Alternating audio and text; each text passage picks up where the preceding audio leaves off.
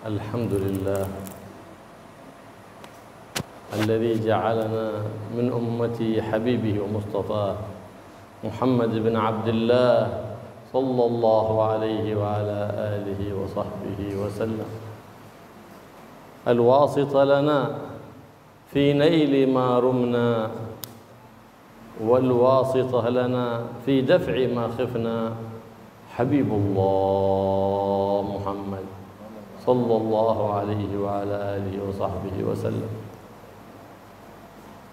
فنسأله سبحانه وتعالى أن يوفقنا وإياكم لكمال الاتباع له وكمال الاهتداء بهديه ويحيينا على محبته ومحبة أهل بيته ويحشرنا في زمرته في عافية وسلامة من غير ابتلاء ولا امتحان ويحفظنا وإياكم من وساوس الشيطان ويشرح صدورنا وقلوبنا بالقرآن بحق القرآن وبحق من أنزل عليه القرآن سيدنا ومولانا محمد صلى الله عليه وآله وسلم سيد الأكوان. Bismillah, alhamdulillah, wassalatu wassalamu ala rasulillah sayyidina Muhammad ibn Abdullah wa ala alihi wa sahbihi ajma'in. Rabbi shrah li sadri wa yassir li amri wahlul 'uqdatam min lisani yafqahu qawli wa saddid lisani wa hdi qalbi bi haqqi sayyidina Muhammadin wa alihi wa ba'd. Beliau Habib Abdullah bin Abdurrahman Al-Muhdar memulai segala puji bagi Allah Subhanahu wa taala yang menjadikan kita umat kekasihnya dan orang yang Dia pilih, yaitu Nabi Muhammad sallallahu alaihi wasallam. Beliau adalah perantara bagi kita di dalam mendapatkan segala apa yang kita inginkan. Beliau juga perantara bagi kita di dalam tertolaknya segala apa yang kita takutkan, yaitu kekasih Allah Nabi Muhammad SAW. Saya meminta kepada Allah, kata beliau, untuk memberikan kepada kita kamalul ittiba, sempurnanya mengikuti di dalam perbuatan, di dalam ucapan, di dalam gerak-gerik kita, dan menghidupkan kita atas kecintaan kepada beliau, kecintaan kepada keluarga beliau, dan di dalam menjalankan sunnah Nabi besar Muhammad SAW, dan kita dilapangkan dada kita, dilapangkan hati kita di dalam Al-Quran berkat orang yang diturunkan kepadanya Al-Quran, Nabi Muhammad SAW. ووارثة سر النبي محمد صلى الله عليه وآله وسلم بعد انتقاله إلى الرفيق الأعلى بنته الزهراء فاطمة التي سماها النبي محمد صلى الله عليه وآله وسلم أم أبيها، يناديها بأم أبيها لأنها التي قامت به صلى الله عليه وسلم بعد انتقال أمها خديجة الفضلى إلى الرفيق الأعلى، قامت به أتم القيام. كانت له بنتا وكانت له أما تقوم به وتتحنن عليه وترعاه في شأنه كله، فلهذا كان يناديها بأم أبيها من؟ فاطمة الزهراء البتول.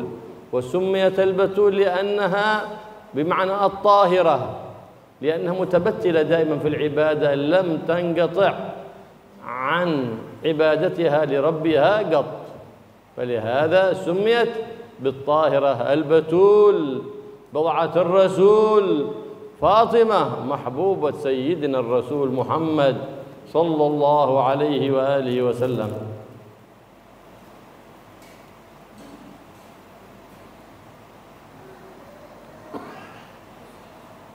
Tatkala Nabi sallallahu alaihi wasallam ditinggal oleh Sayyidatuna Khadijah, maka yang merawat beliau, yang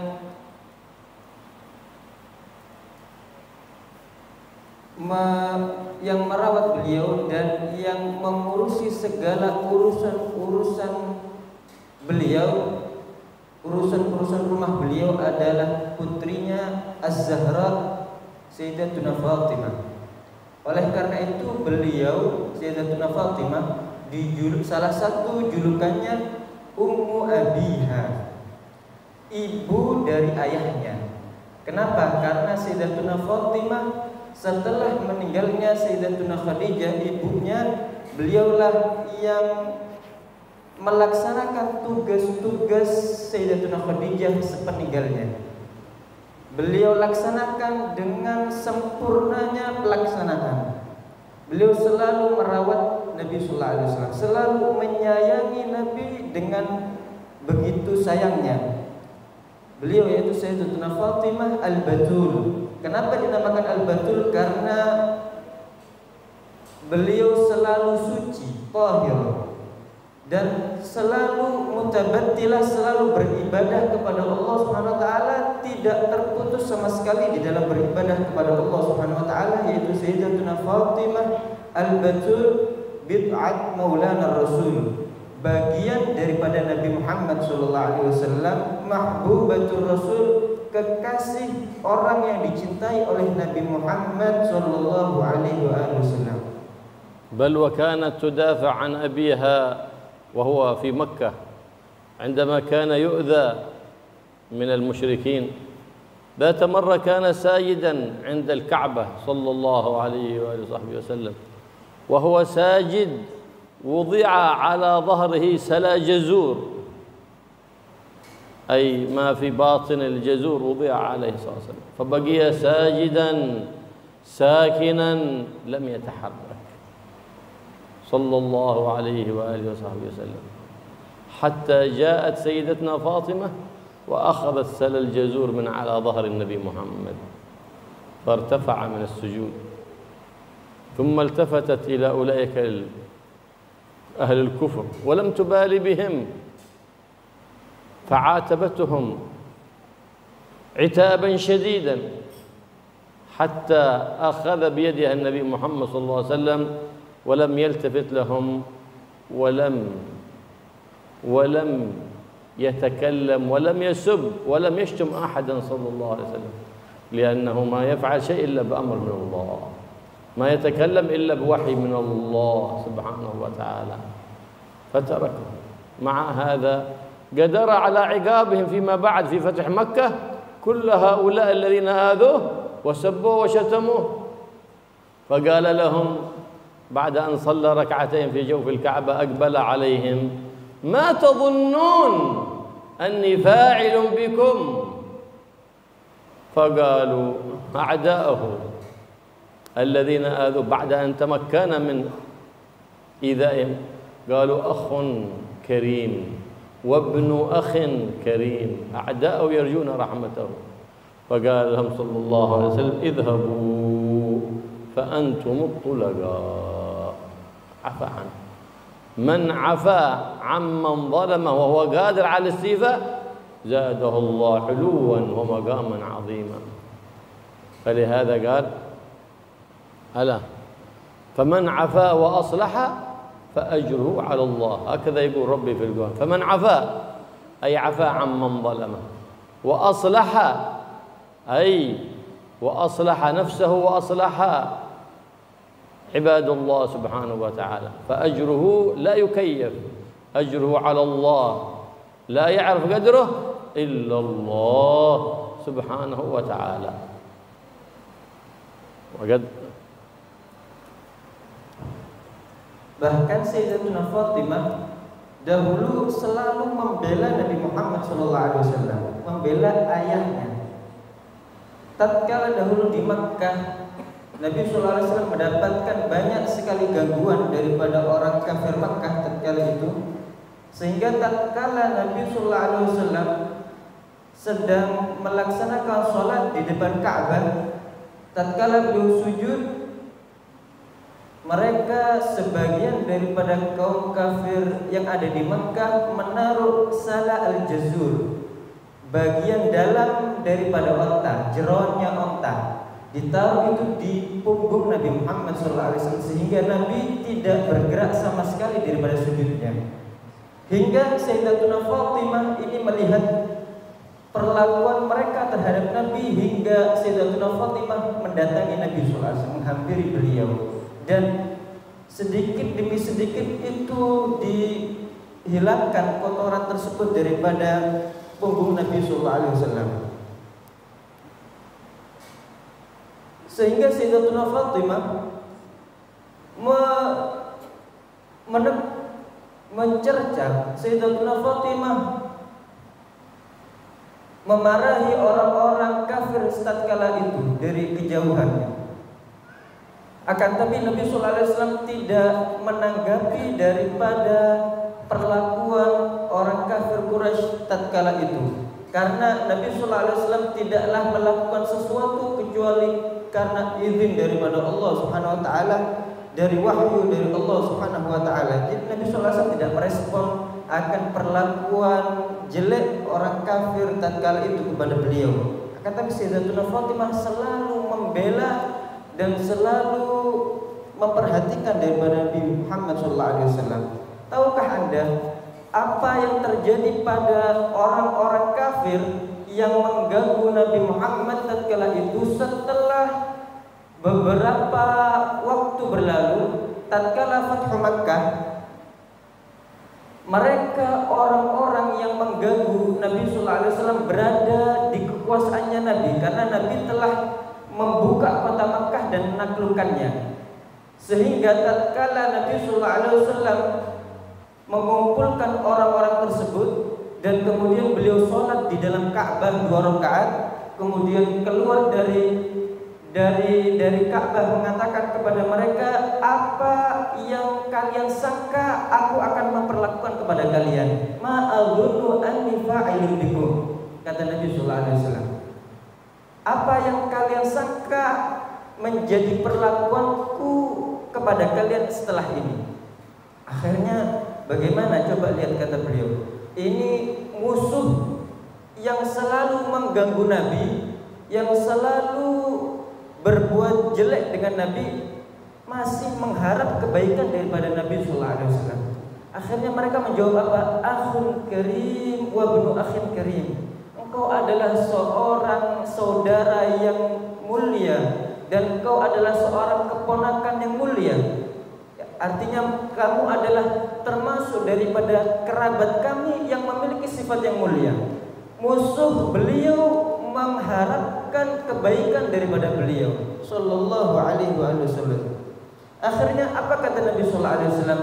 Idhabu fa antum tulaqa. Pergilah kalian karena kalian mulai sekarang telah bebas daripada pembalasan. Tatkala Nabi memiliki kemampuan untuk membalas mereka, akan tapi Nabi sallallahu alaihi wasallam memaafkan. Beginilah seseorang tatkala memaafkan terhadap kezaliman yang mampu dia balas, maka Allah akan menambahkan baginya ketinggian derajat dan maqam yang tinggi yang agung di sisinya. Allah Subhanahu wa taala berfirman, "Faman 'afa wa aslaha fa ajruhu 'ala Allah."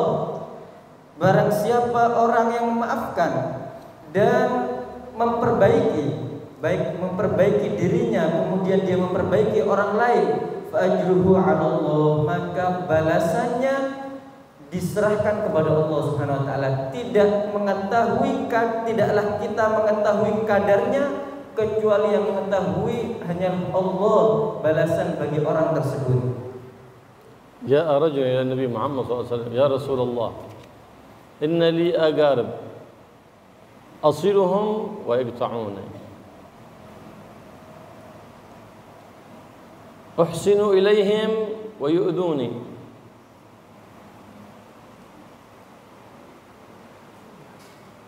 فقال له النبي محمد صلى الله عليه وسلم إن كان ما تقوله صحيح فكأنما تسف في وجوههم المل،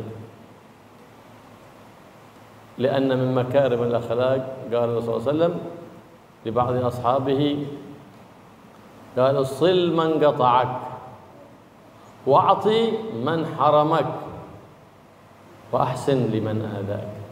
هذه الصفات قاسية على النفس، وكل طاعة شديدة على النفس كان فيها الثواب عظيم عند الله سبحانه وتعالى، لأن الأجر على قدر النصب، فكل طاعة تشق على النفس يكون فيها الأجر أعظم. وطاعات القلوب ذرة منها تفضل كأمثال الجبال من طاعات الجوارح، ومنها كسر النفس، لأن هناك ما تأتي ولاية وعاد النفس قائمة أبدا، ما تأتي ولاية إلا إذا ماتت النفس، فإذا ماتت النفس حيت الروح، وأنت بالروح إنسان، وما دامت النفس حية فهي لك حية تؤذيك، تريدك أن تنظر وتغتر بهذه الحياة الدنيا. لكن إذا كانت الدنيا في اليد والقلب مع الله فذاك هو المراد والمقصود من العباد في هذه الدنيا. قال تعالى: وما خلقت الجن والإنس إلا ليعبدون. إيش معنى يعبدون؟ أي يعرفون، للمعرفة بالله، والطاعات وسيلة للمعرفة بالله، ولن تكون هناك معرفة إلا بموت النفس. فلهذا قيل: من عرف نفسه، أي بالنقص والذل والصغار، عرف ربه بالعز والإكبار سبحانه وتعالى. Pernah suatu ketika datang seorang lelaki kepada Nabi Muhammad SAW yang mengadu kepada beliau, "Ya Rasulullah, sesungguhnya aku memiliki kerabat-kerabat yang mereka memutus hubungan denganku. Mereka selalu berlaku buruk terhadapku, sedangkan aku selalu menyambung kepada mereka, menyambung tali silaturahim kepada mereka, sedangkan mereka selalu memutus daripada tali tersebut." Maka Nabi SAW menanggapi hal itu mengatakan, "Jika apa yang engkau katakan benar, maka engkau seakan-akan الرماد التراب المحرق أو الرماد maka seakan-akan engkau menghempaskan ke wajah-wajah mereka pasir yang panas. Karena tatkala seseorang berperilaku buruk, kita balas dengan perlakuan baik, itu akan menyakiti mereka. Seakan-akan engkau menghempaskan ke wajah-wajah mereka pasir yang panas. Dan itulah termasuk daripada sifat-sifat yang mulia. Karena dikatakan silman qata'ak wa a'ti man haramak. Silman qata'ak wa a'ti man haramak. Sambunglah orang yang memutusmu dan memutus kekerabatan, memutus tali silaturahim, dan berikanlah orang-orang yang tidak memberimu, orang yang mencegah untuk memberimu. Engkau beri hadiah mereka meskipun mereka tidak memberimu. Karena beberapa hal tadi yang disebutkan itu adalah termasuk amal ibadah ketaatan kepada Allah yang memiliki pahala yang besar. Kenapa? Karena akan berat untuk hawa nafsu melakukannya. Karena suatu ibadah itu acap kali hawa nafsu itu lebih berat untuk melaksanakannya, maka pahalanya akan lebih besar di sisi Allah Subhanahu wa taala. Karena pahala ganjaran di sisi Allah Subhanahu wa taala yang diberikan oleh Allah ala qadrin nasab, sesuai kadar kepayahan seseorang tadi melaksanakannya. Dan ketaatan hati yang sifatnya hati, dzarrah minha, kecil biji atom daripada ketaatan hati itu lebih unggul daripada ketaatan anggota badan, ketaatan zahir sebesar gunung sekalipun. Ketaatan yang sifatnya hati sekecil biji atom saja itu mengungguli ketaatan anggota badan yang zahir sebesar gunung. Dan tatkala seorang tadi menghancurkan hawa nafsunya, maka akan hidup rohnya. Dan dari situlah akan datang wilayah, makom seseorang menjadi kekasih Allah Subhanahu wa taala. Karena tidak mungkin seseorang menjadi wali Allah kecuali dia telah mematikan hawa nafsunya. Tatkala seseorang tadi mematikan hawa nafsunya, maka yang hidup adalah rohnya. Karena selama hawa nafsu itu hidup, madamatin nafsu hayya, selama hawa nafsu itu hidup, maka fahiya hayyah, maka dia seperti hayyah, seperti ular yang akan mematuk dan menggigitmu.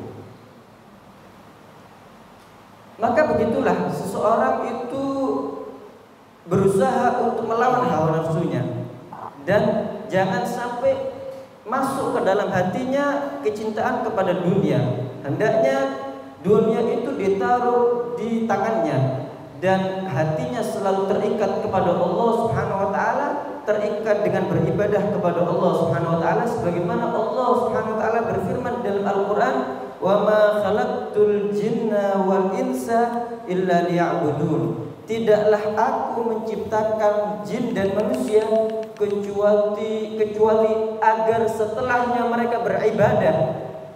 Maksud daripada itu liya'budun, maksudnya liya'rifun, agar mereka dapat ma'rifah kepadaku, agar mereka dapat mengenal Allah Subhanahu wa taala. Oleh karena itu dikatakan man 'arafa nafsah faqad 'arafa rabbah. Siapa orang yang mengetahui dirinya, maka dia akan mengenal Allah Subhanahu wa taala. Dengan apa dia mengenal dirinya? Tatkala dia mengenali dirinya dengan kehinaan, dengan merasa kecil di hadapan Allah Subhanahu wa taala, dengan merasa hancur di hadapannya, maka tatkala itu dia mengenali Allah dengan keagungannya, mengenali Allah dengan kehebatannya, karena dia telah mengenal dari dirinya bahwasanya dia tidak ada apa-apanya di sisi Allah Subhanahu wa taala.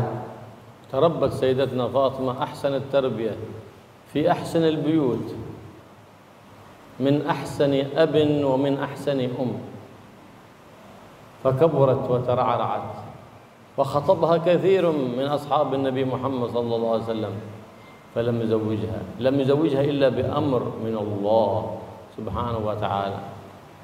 أمره الله أن يزوجها بسيد العرب. قال سيدنا علي: ولست أنت سيد العرب يا رسول الله؟ قال: أنا سيد ولد آدم ولا فخر. سيد الخلائق كلهم النبي محمد، ما هو سيد العرب فقط، سيد أهل السماء وسيد أهل الأرض صلى الله عليه وآله وسلم. فتزوج سيدتنا فاطمة الزهراء وجاءت منها الذرية المباركة، فقال: كل رجل عصبته من صبي إلا أنا، فعصبتي أي ذريتي من فاطمة، من علي، أي من سيدتنا فاطمة الزهراء، لأن النبي محمد صلى الله عليه وسلم لم يتزوج في حياة سيدتنا خديجة عليها، وسيدنا علي لم يتزوج في حياة سيدتنا فاطمة عليها، فكانت الخصوصية لذرية سيدنا علي الذين هم من أولاد فاطمة الزهراء بضعة النبي محمد صلى الله عليه وسلم. فقد قال: فاطمة بضعة مني. ما معنى بضعة؟ أي قطعة، يفرحني ما يفرحها ويحزنني ما يحزنها، رضي الله تعالى عنها وأرضاها، فكانت هي المحبوبة وأشبه الخلق بالنبي محمد صلى الله عليه وسلم. سيدتنا فاطمة أشبهت النبي محمد صلى الله عليه وسلم خلقا أي في الصورة الظاهرة، وخلقا أي في الصورة الباطنة، وهكذا كل الصحابة أجمعوا على ذلك أن أشبه الخلق بالنبي محمد هي سيدتنا فاطمة الزهراء، البضعة البتول، محبوبة الرسول صلى الله عليه وآله وصحبه وسلم.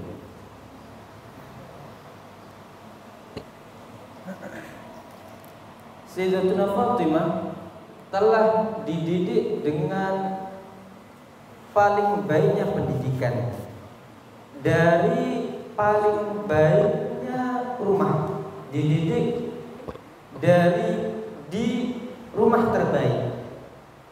dari paling baiknya ayah dan paling baiknya ibu. Akhirnya Sayyidatuna Fatimah besar dengan pendidikan yang sangat baik dari rumah terbaik, dari orang tua terbaik, sehingga tatkala besar Allah Subhanahu wa taala memerintahkan Nabi sallallahu alaihi wasallam untuk menikahkan Sayyidatuna Fatimah. Karena tidaklah perintah ini tidaklah menikahnya Sayyidatuna Fatimah kecuali dari perintah dari Allah Subhanahu wa taala, dan diperintahkan untuk menikahi Sayyidul Arab, pemimpinnya orang-orang Arab, yaitu Sayyidina Ali bin Abi Thalib. Kemudian dikatakan, bukankah engkau wahai Rasulullah pemimpin orang Arab? Maka kemudian Nabi sallallahu alaihi wasallam mengatakan, ana sayyidu waladi Adam wala fakhr.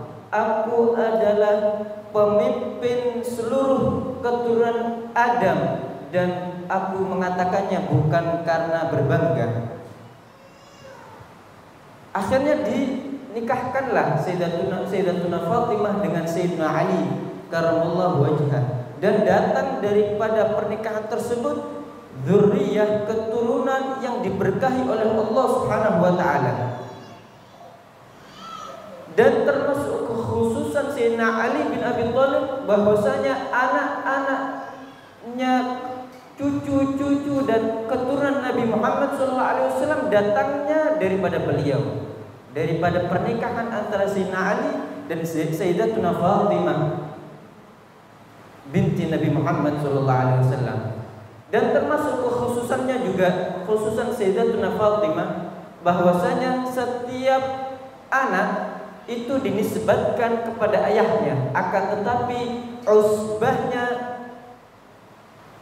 Sayyidatuna Fatimah langsung kepada Nabi sallallahu alaihi wasallam. Jadi langsung ke Sayyidatuna Fatimah dan kepada Nabi Muhammad sallallahu alaihi wasallam, tersambung dengan Nabi Muhammad sallallahu alaihi wasallam.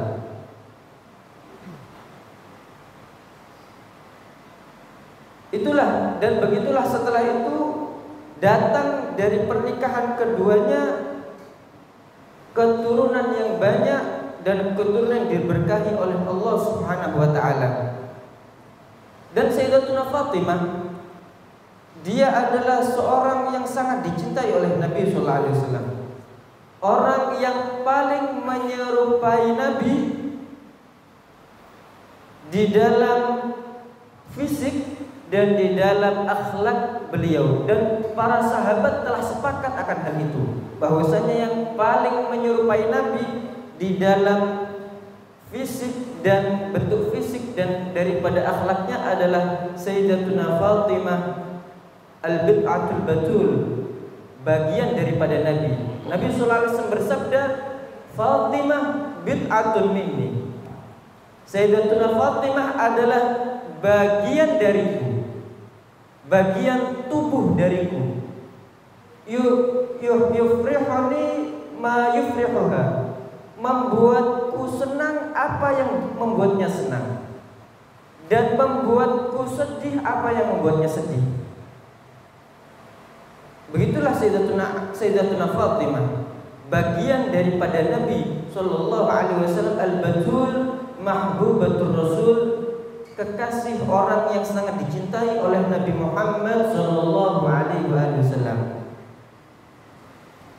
فسيدتنا فاطمة الزهراء أعظم مثال يقتدى به في البنت الصالحة والزوجة الصالحة والأم الصالحة. أعظم مثال أعلى تتخذه كل امرأة مسلمة هي سيدتنا فاطمة الزهراء.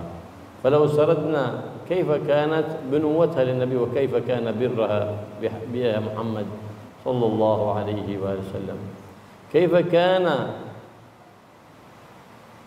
قيامها بزوجها رضي الله تعالى سيدنا علي الرضي كرم الله وجهه، كيف كانت قيامها بأبنائها عليها سلام الله وعليهم جميعا سلام الله. فهي خير مثال يحتدى ويقتدى به. كان لها من الأولاد سيدنا الحسن وسيدتنا الحسين وسيدتنا زينب وأم كلثوم رضي الله تعالى عنها وأرضاها، عندما جاءت لأبيها وهو في سكرات الموت صلى الله عليه وسلم فغمزها فبكت، ثم غمزها فضحكت رضي الله تعالى عنها. فماذا قال لها أولا؟ قال لها إنني خيرني ربي بين البقاء في الدنيا أو اللحوق بالرفيق الأعلى، فاختار الرفيق الأعلى فبكت. ثم قال لها ألا ترضين أن تكون سيدة نساء العالمين؟ فقالت مريم، قالت تلك مريم سيدة نساء عالمها وأنت سيدة نساء العالمين، وأنك أول الناس لحوقا بي من أهل بيتي. فبعد 6 أشهر من انتقال النبي محمد صلى الله عليه وسلم للرفيق الأعلى انتقلت هي رضي الله تعالى عنها للرفيق الأعلى. وقبل وفاة النبي صلى الله عليه وسلم ب3 أيام نادى النبي محمد صلى الله عليه وسلم لسيدنا علي: يا علي أوصيك بريحانتي الحسن والحسين خيرا، استوصي بهم، أي قم بتربيتهم أحسن التربية وأحسن إليهم، فإنه قريب سينهدم ركناك. فتعجب سيدنا علي من هذا الكلام. فلما انتقل النبي محمد صلى الله عليه وسلم بعد 3 أيام للرفيق الأعلى تذكر، قال: هذا الركن الأول. ثم بعد 6 أشهر انتقلت سيدتنا فاطمة الزهراء إلى الرفيق الأعلى فقال: هذا الركن الثاني. النبي محمد صلى الله عليه وسلم وسيدتنا فاطمة الزهراء البتول. فلهذا شجع على سيدنا علي انتقالها، حتى أنشأ أبياتا قالها عند وفاتها، وأتى بقصيدة كبيرة يقولها ويخاطبها وهي قد انتقلت للرفيق الأعلى.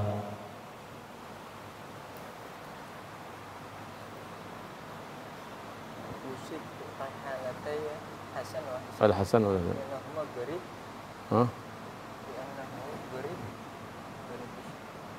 قبل 3 أيام من وفاة النبي صلى الله عليه وسلم سيدنا علي قالوا أوصى بهذه الثلاث بالوصية: أوصيك بريحانتي استوصي بهم خيرا، فإنه عما قريب سينهدم ركناك أي العمود الذي تعتمد عليه.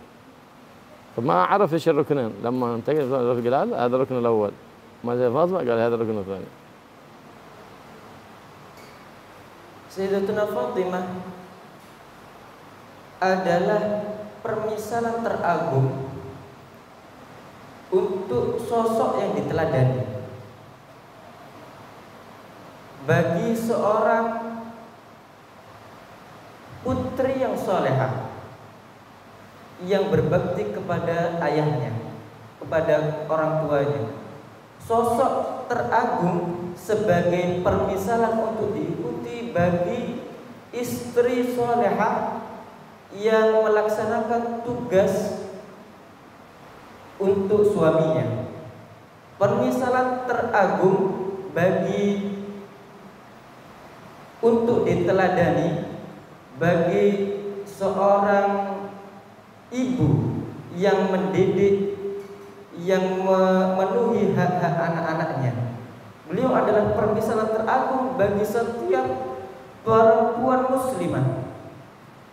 Bagaimana kedekatannya dengan Nabi Sallallahu Alaihi Wasallam, bagaimana baktinya beliau kepada ayahnya, bagaimana dahulu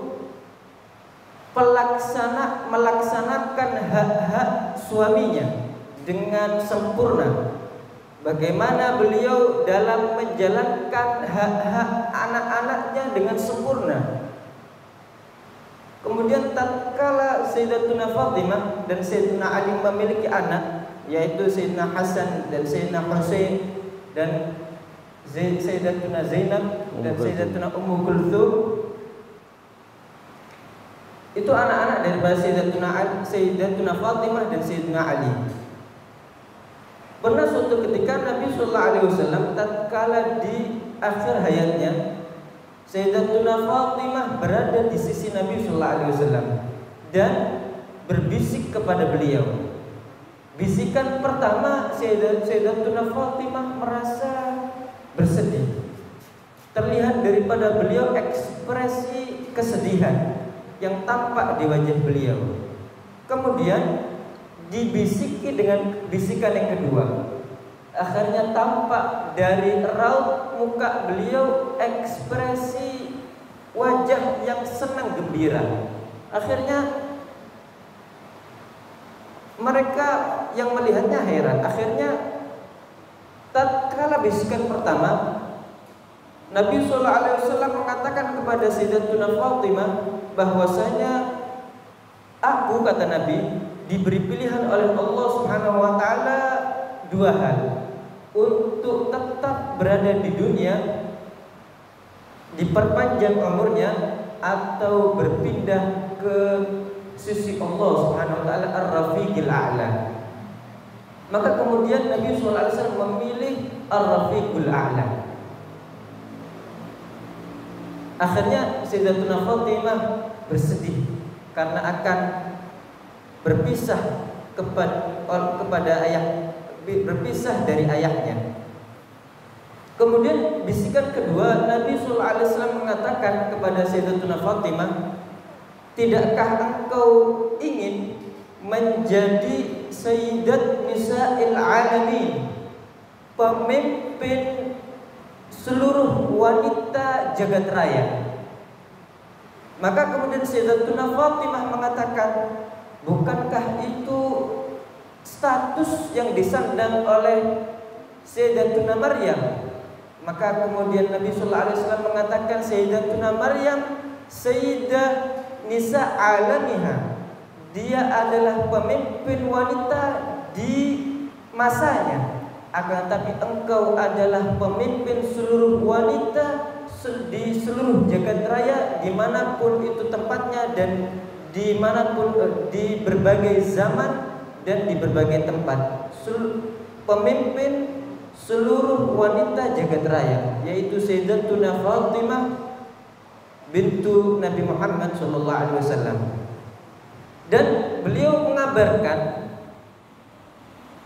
pada bisikan kedua tadi bahwasanya engkau adalah orang yang pertama kali menyusulku daripada ahli baitku, daripada keluargaku. Kemudian akhirnya Sayyidatuna Fatimah senang, gembira. Kenapa? Karena mendapatkan kabar gembira orang yang pertama kali menyusul Nabi SAW setelah wafatnya. Akhirnya terjadi seperti itu. Setelah 6 bulan lamanya Sayyidatuna Fatimah wafat, setelah 6 bulan daripada wafatan Nabi Muhammad SAW.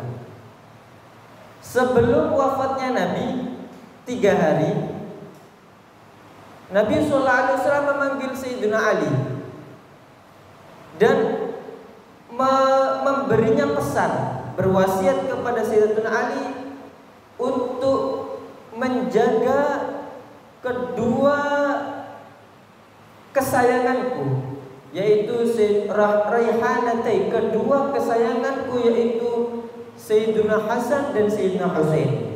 Nabi SAW mewasiatkan kepada Sayyidina Ali untuk menjaga mereka kedua, untuk diperhatikan keduanya, karena sesungguhnya kedua rukunmu, kata Sayyidina Ali, kedua tiang yang engkau berpijak kepadanya, yang engkau bersandar kepadanya, kedua rukunmu itu sebentar lagi akan hancur, akan roboh. Sayyidina Ali kemudian heran dan tidak memahami secara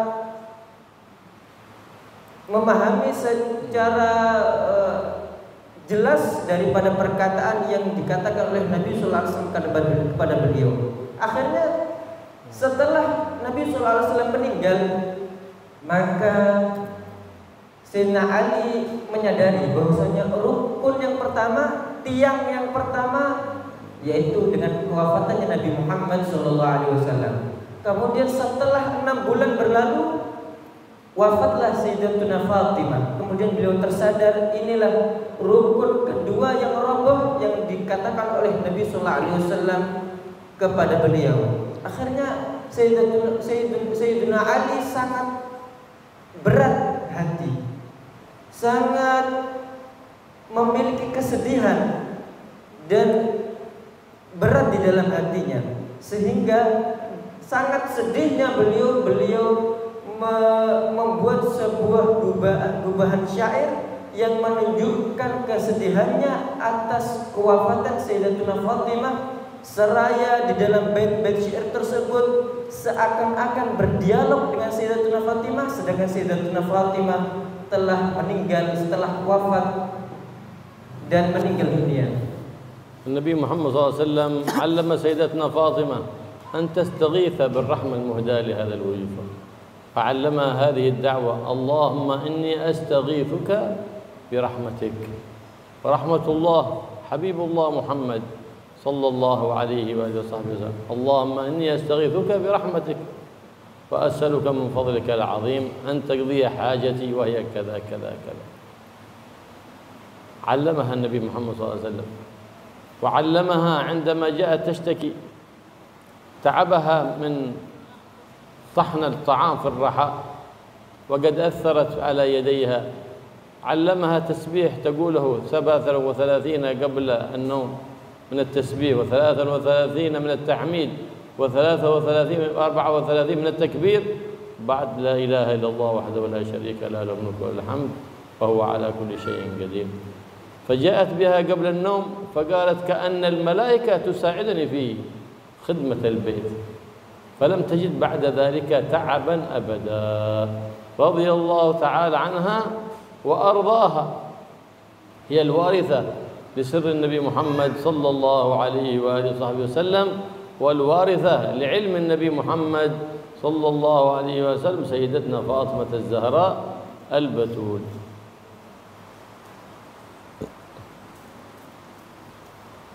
Nabi Muhammad SAW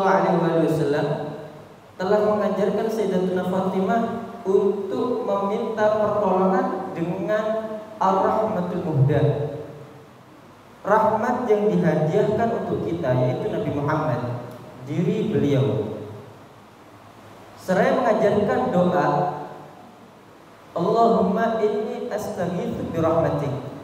Diajarkan itu kepada Sayyidatuna Fatimah.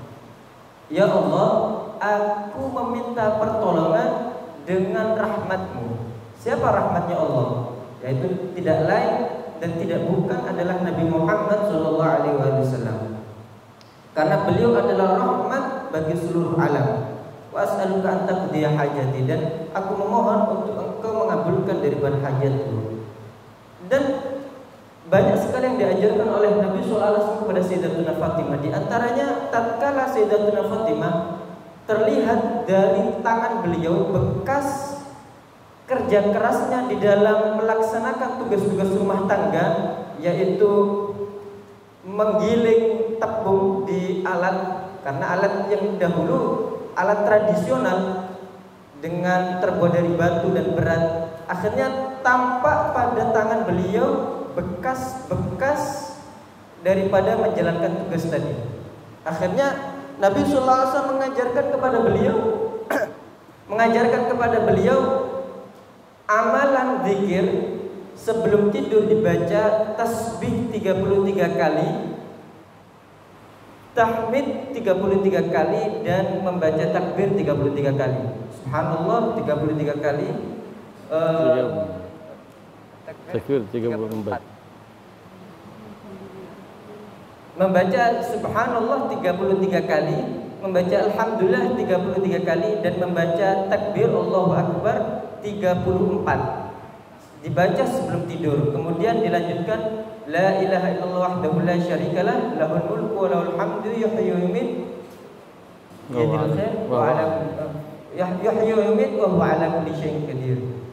Akhirnya tatkala Nabi SAW mengajarkan zikir tersebut kepada Sayyidatuna Fatimah, beliau mengatakan seakan-akan malaikat membantuku di dalam khidmah rumah tangga, di dalam tugas-tugas yang aku jalankan di dalam rumah tangga. Setelah itu aku tidak merasakan capek sama sekali.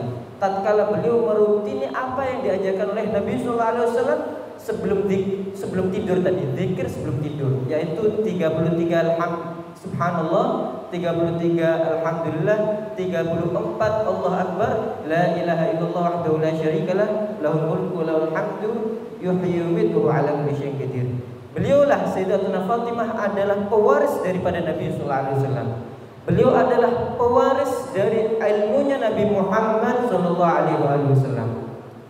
فلما انتقل النبي محمد صلى الله عليه وسلم للرفيق الأعلى بكت سيدتنا فاطمة وقالت لقد صبت علي مصائب لو صبت على الأيام عدنا لياليا من شدة الحزن التي أصابها رضي الله تعالى عنها وأرضاها.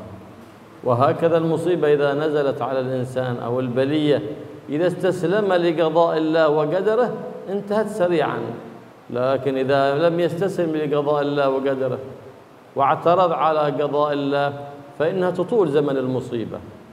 لهذا علمنا النبي محمد صلى الله عليه وسلم عند المصيبة أن نقول إنا لله وإنا إليه راجعون، اللهم أجرني في مصيبتي واخلف لي خيرا منها. فمن قال ذلك عند المصيبة كان حق على الله أن يبدله خير مما أخذ منه.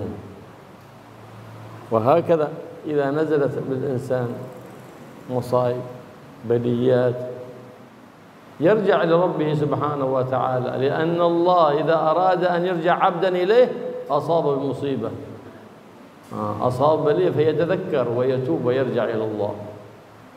فلهذا كان السلف الصالح إذا نزل بهم زلزال تسونامي نزل بهم شيء يقولون أو كورونا أو فيروسات يقولون هذه أعمالنا صورها الله في هذه المصائب، بأن الله يريد منا تجديد توبة وعودة له سبحانه وتعالى، فيجتمعون ويجددون توبة واستغفار للعزيز الغفار سبحانه وتعالى.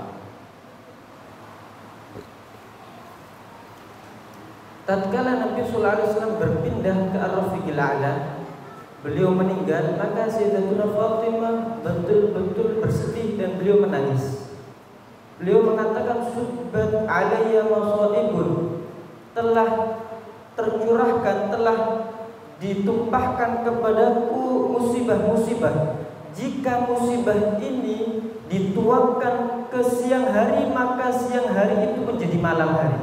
Karena saking banyaknya musibah yang dialami, yang dirasakan oleh Sayyidatuna Fatimah binti Nabi Muhammad SAW. Akhirnya beliau berpasrah diri. Akhirnya Allah Subhanahu wa taala menjadikan musibah tadi berlalu dengan cepat. Dan begitulah seorang manusia, seorang muslim, tatkala dia berpasrah diri pada ketetapan Allah dan ketentuannya, maka musibah yang dia alami akan berlalu dengan cepat.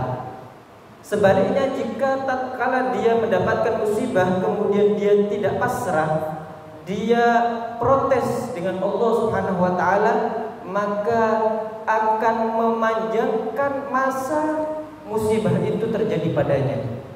Akan berlalu dengan lama musibah itu terjadi padanya.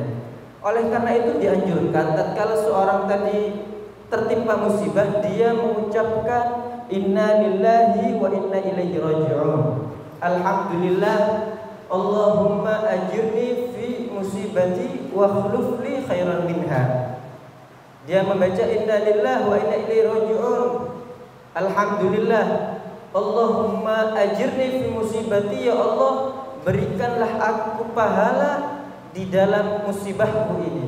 Wa akhlif li khairan minha, dan gantikanlah untukku yang lebih baik daripada yang kau ambil. Maka barang siapa orang yang membaca zikir ini, membaca doa ini tatkala dia ditimpa musibah, maka kata Nabi sallallahu alaihi wasallam, haqqun 'ala Allah an yubdilahu khairan mimma ukhidha minhu. Allah berhak, pantas bagi Allah Subhanahu wa taala untuk mengganti apa yang telah diambilnya dengan yang lebih baik untuknya. Dan begitulah tatkala seseorang itu diinginkan oleh Allah Subhanahu wa taala untuk kembali kepadanya, maka dia diingatkan dengan diberi musibah oleh Allah Subhanahu wa taala. Dahulu para salaf saleh, para pendahulu kita yang saleh, jika terjadi musibah daripada gempa bumi ataupun tsunami ataupun virus corona, mereka mengatakan bahwasanya bencana-bencana tersebut, musibah-musibah tersebut adalah bentuk daripada amal-amal perbuatan kita yang buruk. Allah menjadikan amal-amal perbuatan kita yang buruk digambarkan sebagai musibah-musibah yang menimpa kita. Itu adalah imbasnya. Maka Allah menginginkan dari kita untuk kembali kepadanya, untuk bertaubat kepadanya, dan selalu memperbaharui daripada bertobat dan mengganti daripada sifat-sifat jelek kita, amal-amal buruk kita ganti dengan amal kebaikan dan ketaatan kepada Allah Subhanahu wa taala. Wa natadhakkar syuhada tsunami بالترحم عليهم، لكن في هذه الذكرى يتعين علينا أن يكون فيها اعتبار وادكار ورجوع للعزيز الغفار ولشرع النبي محمد المختار صلى الله عليه وآله وصحبه وسلم، وإلا فما ينبغي أن نجعل تذكار للمصائب، لا، إلا للاعتبار، لنعتبر وندكر. أما هؤلاء قد هم شهداء، وقد أخبر النبي محمد صلى الله عليه وسلم أن الميت في الغرق شهيد، وأن الميت بالطاعون شهيد، والميت بالحريق شهيد، والميت كذلك في تسونامي شهيد. هؤلاء قد أفضوا إلى رحمة الله، لكن بقي نحن الحزن على حالنا لا على حالهم. هؤلاء قد أفضوا إلى رحمة الله، الحزن على حالنا. نحن كيف يختم لنا؟ بأي خاتمة يختم لنا؟ بهذا الادكار والاعتبار. فلهذا ندب النبي محمد صلى الله عليه وسلم زيارة المقابر لنذكر ونعتبر، لهذا الادكار. والنبي صلى الله عليه وسلم قد علمنا أن نحن نعتبر بالغير ولا نكون عبرة للغير. هكذا العاقل. قيل لسيدنا عيسى: من رباك؟ قال: رأيت جهل الجاهل فاجتنبته. لما شفت هذا يعمل غلط أنا اجتنبته، عرفت أنه غلط. وهكذا عندما تشوف الغلط تتعلم، فلا تعمل هذا، لأنك إذا انتقدت على من يفعل الغلط هو كذلك سينتقد عليك عند فعله. فقال: رأيت جهل الجاهل فاجتنبته. هكذا قال سيدنا عيسى. ولما سئل النبي محمد صلى الله عليه وسلم: من رباك؟ قال: من أدبك؟ قال: أدبني ربي فأحسن تأديبي فخلقه الله على أكمل الأوصاف، خلقت مبرأ من كل عيب كأنك خلقت كما تشاء، صلى الله عليه وعلى آله وصحبه وسلم. ويعيد علينا وإياكم من بركات الحبيب الأعظم صلى الله عليه وسلم ومن بركات فاطمة الزهراء البتول، ويجعلها لنا ذخرا في الدنيا وفي يوم القيامة.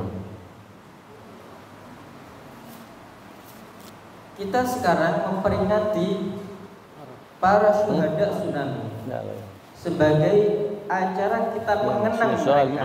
Mungkin kita sekarang mengenang, yang seharusnya kita lakukan itu adalah menjadikan hal tersebut sebagai ibro, sebagai pelajaran bagi kita, agar sesuai dengan apa yang diajarkan oleh Nabi Sallallahu Alaihi Wasallam. Adapun para syuhada tsunami, mereka telah menjadi menjadi syahid sebagaimana yang telah dikabarkan oleh Nabi sallallahu alaihi wasallam. Orang yang meninggal di dalam ta'un itu syahid, orang yang meninggal karena tenggelam itu syahid, orang yang meninggal karena kebakaran itu syahid, orang yang meninggal karena tsunami itu adalah termasuk daripada orang yang syahid. Mereka telah berlalu menuju kepada rahmatnya Allah Subhanahu wa taala. Akan tapi kesedihan itu atas keadaan kita, bukan atas keadaan mereka, karena mereka telah menjadi syahid, menjadi syuhada. Yang harus kita lakukan sekarang adalah untuk bersedih atas keadaan kita yang mungkin masih kurang baik, bukan atas keadaan mereka. Karena kita, sebagaimana kita diajarkan oleh Nabi sallallahu alaihi wasallam, janganlah kita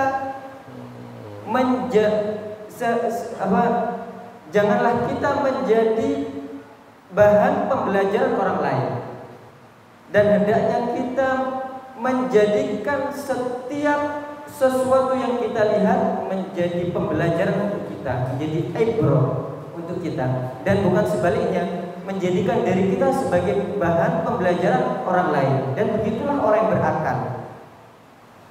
Pernah suatu ketika Sayyidina Isa ala nabiyina wa ala sa'il anbiya afdhalus salat wa azkat tahiyat wa taslim. Beliau ditanyakan, dari mana engkau mendapatkan ilmu yang kau dapatkan? Man rabbaka, man addabaka. Siapa yang memberikanmu pendidikan? Siapa yang memberikanmu adab, yang mendidikmu?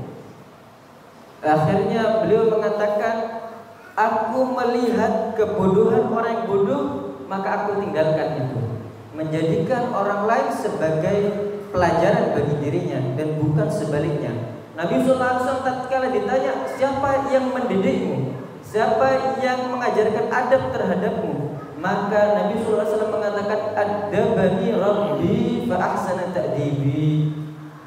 Yang mendidikku adalah Tuhanku Allah Subhanahu wa taala, dan Dia telah mendidikku dengan pendidikan terbaik. Nabi SAW diciptakan bebas daripada segala aib, seakan-akan beliau terlahir sesuai pesanan keinginan beliau sendiri, daripada bentuk fisik ataupun akhlak yang muncul daripada beliau sallallahu alaihi wasallam.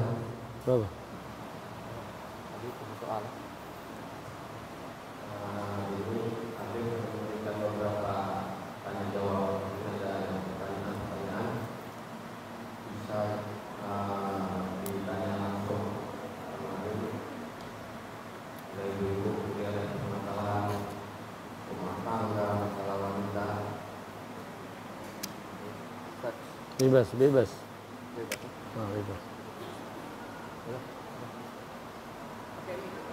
لا يوم البنت هذه خلت فيه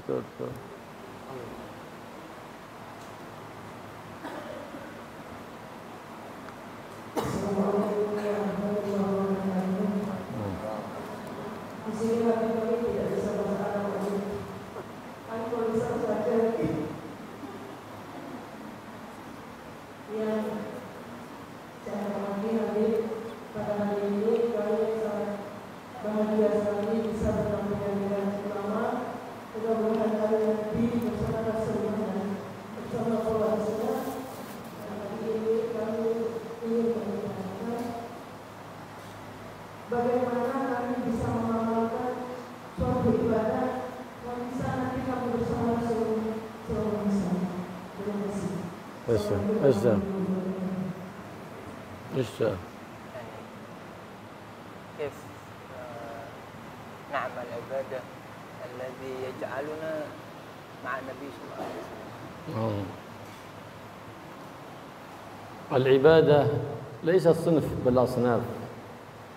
الإنسان دائما هو في عبادة ما دام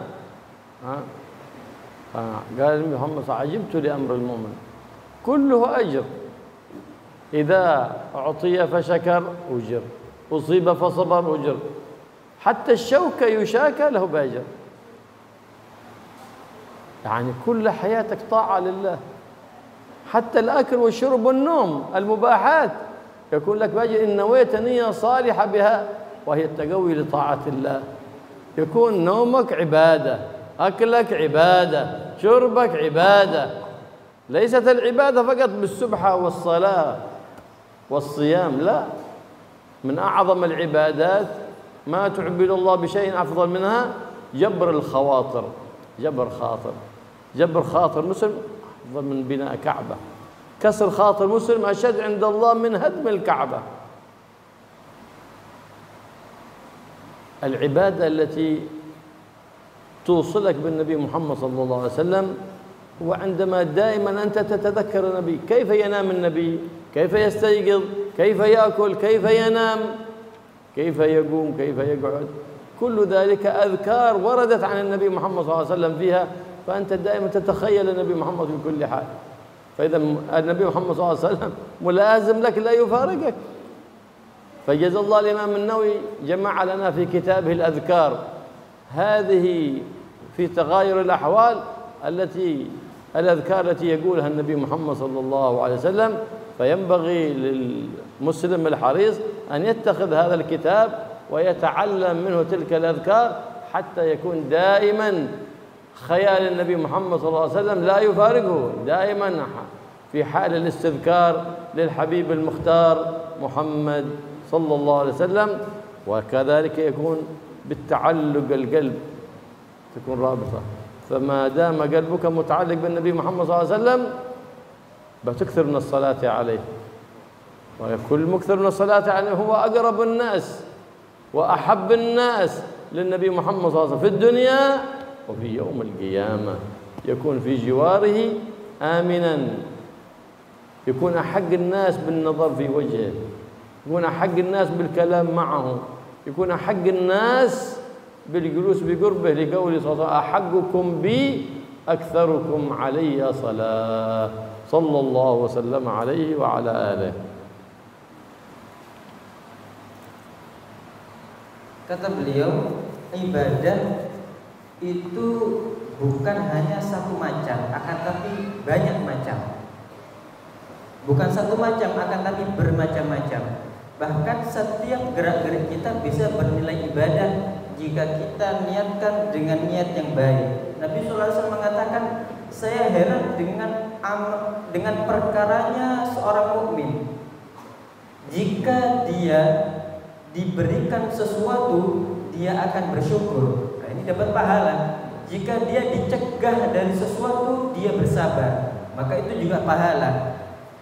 Meskipun syaukah, ada duri yang tertancap, yang menancap melukai kakinya, telapak kakinya, kemudian dia bersabar, dia mendapatkan pahala di sisi Allah Subhanahu wa taala jika dia bersabar. Setiap gerak-geriknya bisa bernilai pahala yang diberikan oleh Allah Subhanahu wa taala. Bahkan makan, minum yang sifatnya itu mubah sebetulnya. Akan tapi tatkala kita meniatkan dengan niat yang baik, kita meniatkan makan agar kuat dalam ibadah dan yang lain sebagainya dari niat yang baik, maka setiap makan, minum, tidur yang aslinya mubah bernilai pahala di sisi Allah Subhanahu wa taala. Karena ibadah bukan hanya bertasbih, bukan hanya sholat, bukan hanya puasa, bahkan ada suatu ibadah yang agung di sisi Allah Subhanahu wa taala. Kata Nabi sallallahu alaihi wasallam, "Ma tu'abbidullahu bi syai'in min jabril khawatir." Aktsaru min jabril khawatir. Afdalu min jabril khawatir. Allah Subhanahu wa taala tidaklah disembah dengan sesuatu yang lebih afdal daripada jabrul khawatir, menjaga perasaan sesama, menjaga perasaan seorang muslim. Karena menjaga perasaan seorang muslim atau menyenangkan hati seorang muslim itu lebih baik di sisi Allah Subhanahu wa taala daripada membangun Ka'bah. Sebaliknya, menghancurkan perasaan seorang muslim saja itu lebih agung di sisi Allah daripada menghancurkan Ka'bah. Maka dari situ kita akan selalu, tatkala kita mengingat Nabi di setiap gerak-gerik kita, tatkala tidur bagaimana Nabi sallallahu alaihi wasallam tidur, tatkala makan bagaimana Nabi makan, tatkala Nabi masuk rumah, tatkala Nabi masuk masjid, tatkala Nabi memakai pakaian, bagaimana Nabi sallallahu alaihi wasallam melakukan hal tersebut, maka Nabi itu pada hakikatnya selalu bersama kita, tidak terpisah dengan kita. Karena sunnahnya terwujudkan pada diri kita. Dan semoga Allah membalas Al-Imam An-Nawawi yang telah mengumpulkan zikir-zikir yang dibaca di berbagai macam keadaan dan di berbagai macam waktu dan di berbagai macam tempat yang dikumpulkan di kitabnya Al-Adhkar. Maka orang yang betul-betul semangat, betul-betul peduli di dalam mengikuti Nabi Muhammad SAW, hendaknya dia mentelaah kitab tersebut dan menjadikannya sebagai wirid yang dia lakukan setiap hari. Selama Nabi SAW berada terus-menerus di khayalan kita, tidak terpisah dari kita, maka disitulah kita akan selalu mengikuti daripada sunnahnya Nabi SAW. Dan juga tidak kalah penting dengan ta'alluqul qalb, keterikatan hati dengan Nabi Muhammad SAW. Dan memperbanyak sholawat kepada beliau. Karena orang yang memperbanyak sholawat kepada beliau adalah orang yang paling dekat dengan beliau. Siapa orang yang terdekat dengan beliau? Adalah orang yang paling banyak sholawatnya kepada Nabi Muhammad SAW. Dia adalah orang yang terdekat dengan Nabi baik di dunia dan di akhirat. Dan dia adalah orang yang paling berhak untuk duduk bersama Nabi, orang yang paling berhak untuk ngobrol dengan Nabi SAW. Nabi SAW bersabda, "Ahabbukum bi yaumal qiyamah aktsarukum 'aliyya sholatan." Orang yang paling berhak di antara kalian denganku, dengan duduk denganku, dengan ngobrol denganku, dengan memandang wajahku. Siapa mereka? Mereka adalah orang yang paling banyak bersalawat kepada Nabi Muhammad sallallahu alaihi wasallam. Ada pertanyaan lain?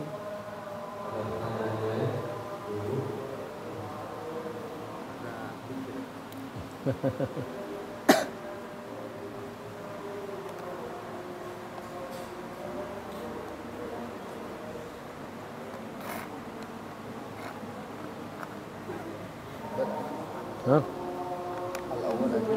العزيز. وعليكم السلام ورحمة الله وبركاته.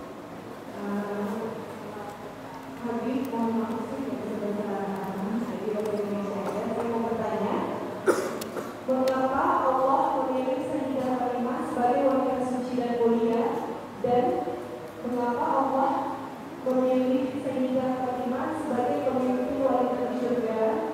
Apakah anak perempuan Nabi yang lain sama seperti Sayyidah Fatimah?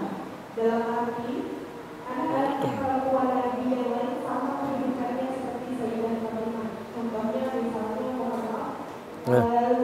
selama hidupnya tidak pernah melalui Seperti siapa? Seperti siapa? Anak perempuan Nabi seperti siapa? Yang seperti yang lain, maksudnya Fatimah. Selain tadi dia menyebutkan siapa? Hafsah. ايش السؤال؟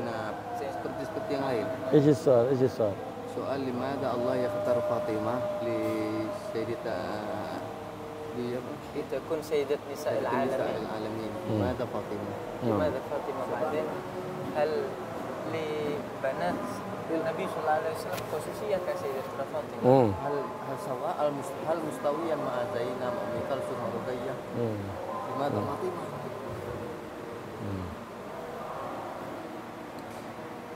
هذه الخصوصية إنما هي لسيدتنا فاطمة الزهراء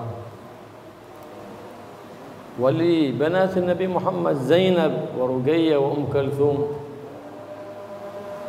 فضل عظيم، لكن لم يقل النبي محمد صلى الله عليه وسلم في أحد بضعة مني إلا في فاطمة، ولم يقل أن ذريته من سيدنا علي إلا في سيدنا علي زوج سيدتنا فاطمة.